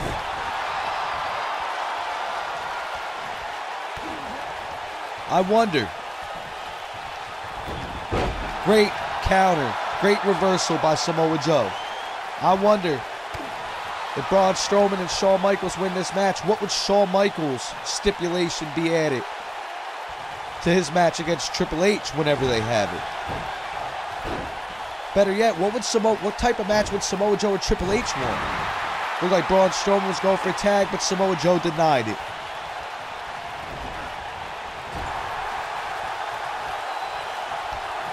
Samoa Joe sending Strowman back into the corner. Samoa Joe with that enziguri, that big time enziguri in the corner. And he's calling for it. He wants Strowman to get to his feet. Sending Strowman back into the ropes. Little stalemate right there. And Joe delivering a knee. It looked like Joe was going for that Uranagi, but Strowman countered it. And now Strowman telling him to get to his feet. Strowman's got him up. He's going for that running power slam. This could be it, ladies and gentlemen. It could be over. 1. And Triple H breaks up the count. And now Triple H starting to take it to the monster among men. The referee tried to get order. Wait, Triple H Pedigree by the Game on Braun Strowman. Triple H has just pedigreed the Universal Champion. And Joe's got the leg hooked. 1, 2. Strowman kicks out.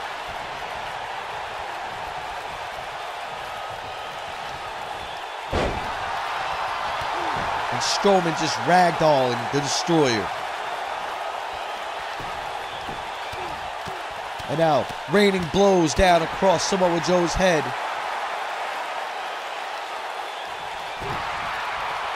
I can't believe it. Braun Strowman kicked out of the pedigree.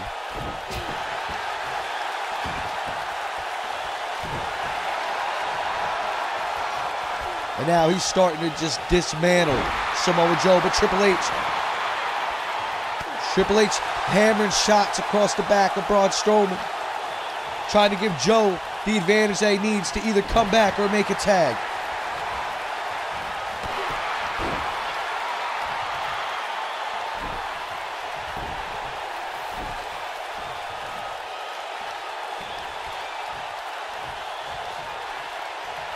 And now, HBK is back in the ring.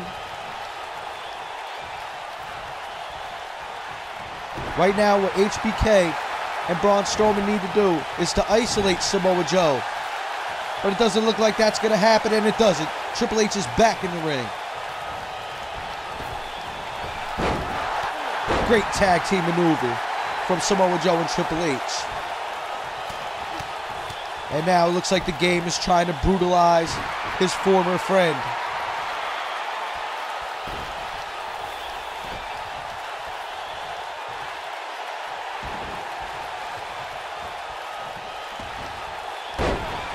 Driving that knee into Shawn Michaels' face. Like I said, this hostility that Triple H has shown Shawn Michaels, it came out of nowhere.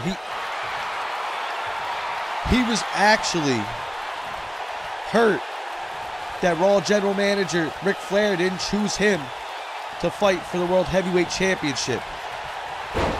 And Shawn Michaels once again chalking it up to the fact that Triple H, Braun Strowman tagged back in. Shawn Michaels chalking it up to the fact that Triple H has an ego and he wants to be the center of attention in this company. I'll tell you what, when it comes to that argument, I think HBK is absolutely right. Triple H is one of them people who he needs the spotlight on him. He needs to be the man in control. And right now, on Raw, he is not the man in control. The general manager, Ric Flair, is the man that controls the decisions around here. Now we got Triple H sending Strowman into the ropes, and a huge spine buster from the Game. The King of Kings with that spine buster going for a pin, and Braun Strowman barely kicks out. That was almost the end of the match right here. And now Triple H has got him weakened.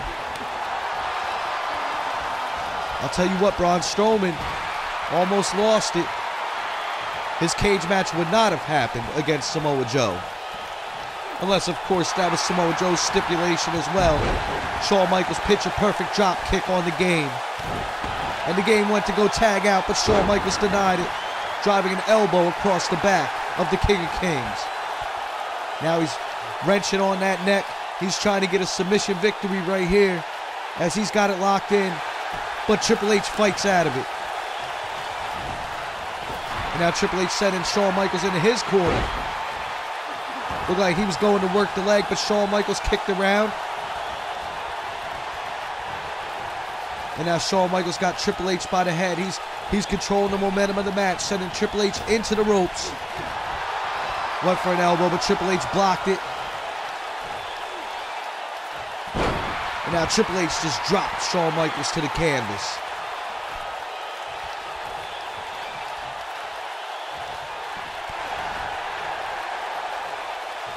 This match so far, it could be anybody's match still. We've seen Braun Strowman kick out of a pedigree.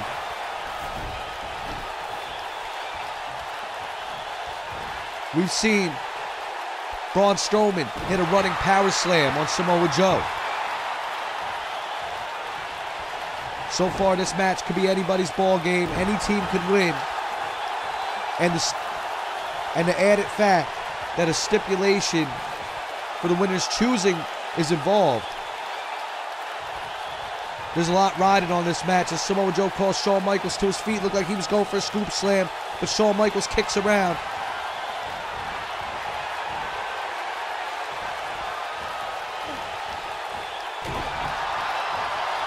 And Samoa Joe driving an elbow into the arm of Shawn Michaels. HBK sending Samoa Joe into the corner, and he tags Strowman in.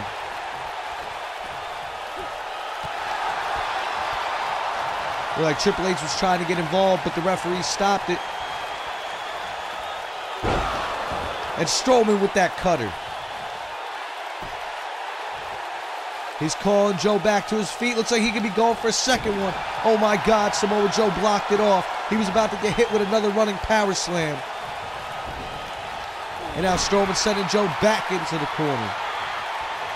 And tagging Shawn Michaels back in. Quick tags in and out. Both men staying fresh.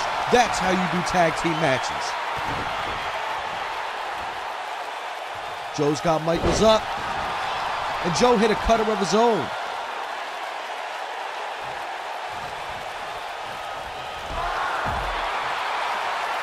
And swift and smart strategy by Samoa Joe right there. Taking Braun Strowman out of the occasion even though he's not even in the ring.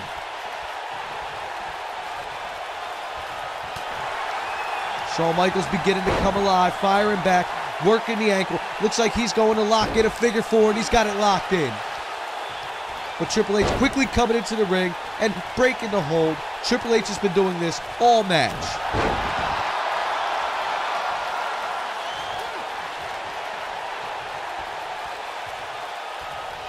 Ladies and gentlemen, I still don't know how to call it.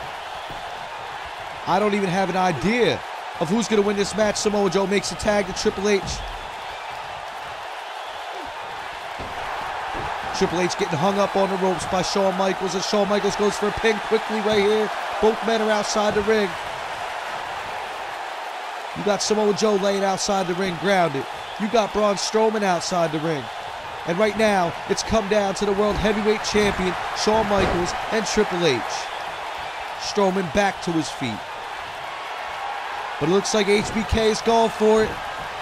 HBK going for it. He's tuning up the band. Sweet chin music, ladies and gentlemen. And Samoa Joe jumps in and breaks up the count. That could have been it. Shawn Michaels hit the sweet chin music on Triple H. And now Michaels making Joe pay for what he just did. And now Michaels picking Triple H back up again. You gotta think, if Samoa Joe wasn't there to break up the count, that sweet chin music could have been over, could have ended the match.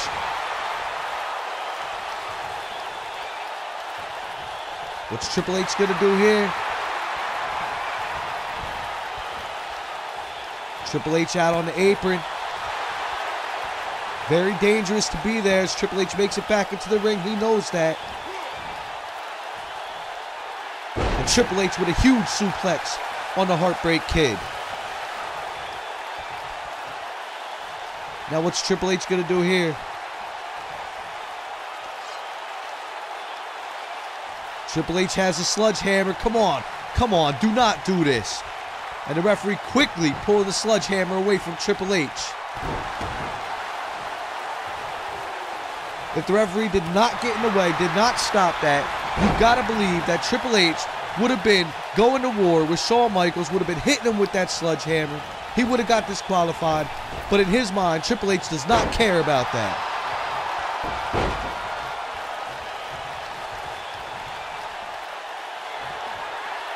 And it looks like it could be the end for Shawn Michaels. Triple H looked like he went for a pedigree, but Shawn Michaels blocked it off, catching the leg before the kick.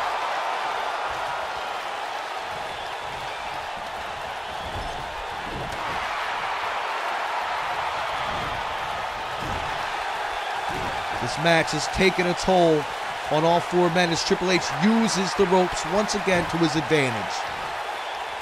And now with Michaels to his feet, he sends him into the ropes. Triple H tagging Joe back into the match. And Joe quickly giving Michaels a shot to the gut. Locking him up. Belly to back suplex by Samoa Joe on the World Heavyweight Champion.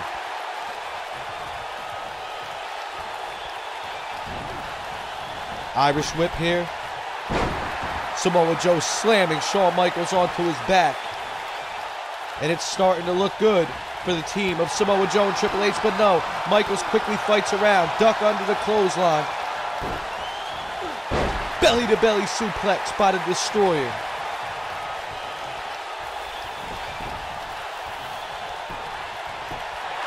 And a pinfall attempt right here by Samoa Joe. Kick out at 2 by Shawn Michaels.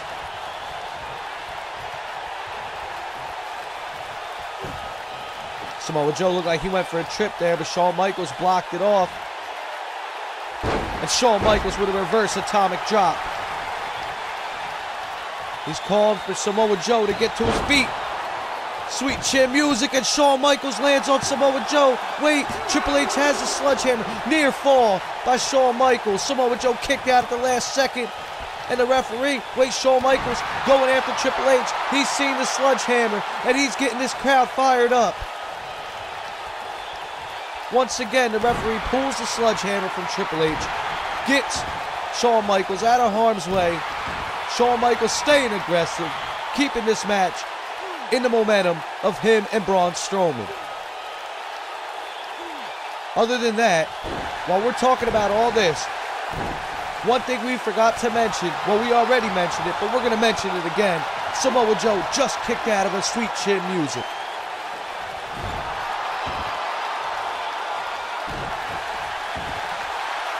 And now Shawn Michaels hooking in that choke. He's trying to get Joe to tap out. Joe is weak here. And if Joe cannot get a tag to Triple H, I doubt that this team will be able to pick up a victory here tonight on the main event. Joe back to his feet. He's got to make a tag here, I'm telling you. He just kicked out of the Sweet Chin music. He's just been getting worn down, and he continues to fight.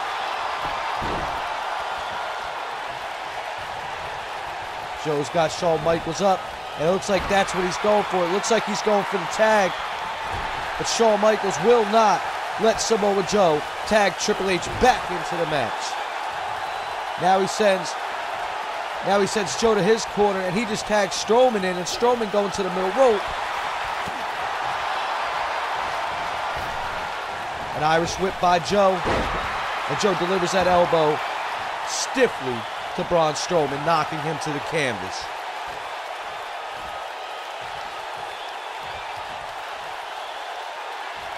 Now what's Joe thinking for here? Looks like he can finally get that tag to Triple H, but no. Strowman blocks it off. Double knees to the back of Samoa Joe. And now Joe's got Death Valley Driver on the Monster Among Men. Samoa Joe needs to make a pin here. If he's going to try and make anything happen for his team, he's got to do it now. And he's starting to get momentum going. Senton Bomb by Samoa Joe.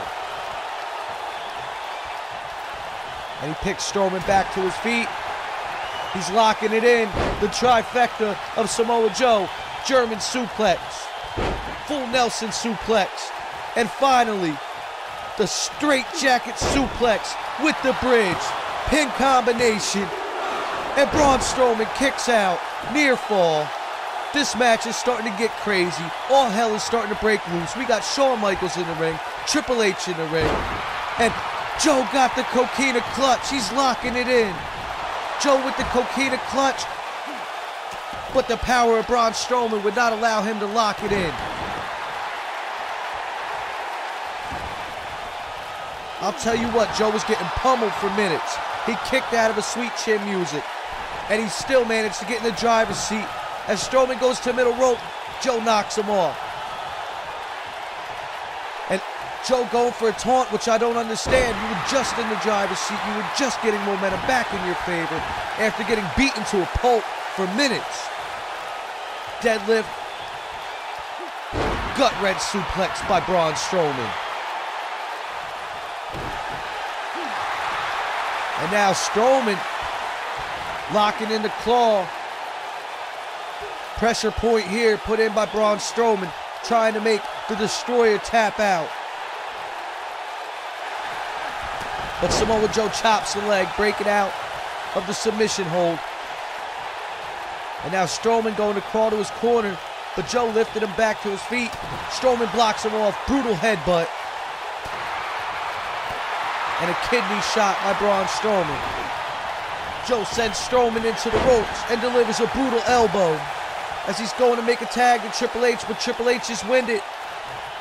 Samoa Joe trying to take matters into his own hands. He's trying to win this match for his team. Backbreaker by Samoa Joe. And now Strowman going for the tag, and he tags Shawn Michaels into the ring. A fresh HBK in the ring, delivers a drop kick to the Destroyer. And now Shawn Michaels going back to work on that knee. Once again, looks like he's going for it again. He locked the figure four in. He did this earlier in the match. But Triple H once again comes to the aid of Joe.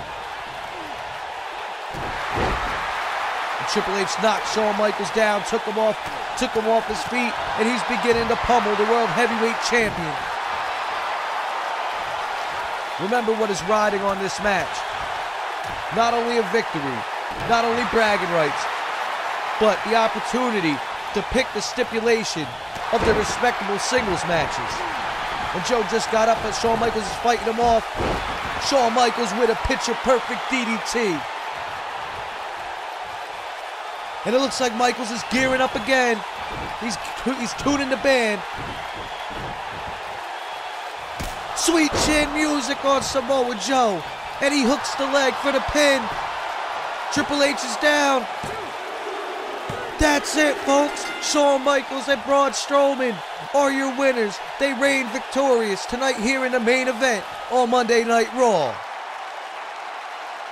Well, one hell of a match, but in the end, the Monster Among Men and the Showstopper walk out on top, and they get their chance to pick the stipulation for the matches that they're going to have coming up.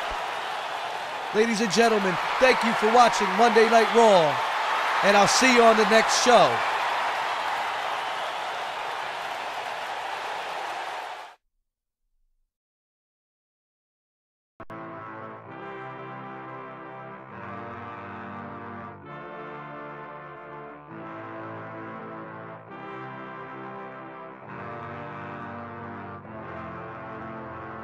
I am a man at war, and I am fighting for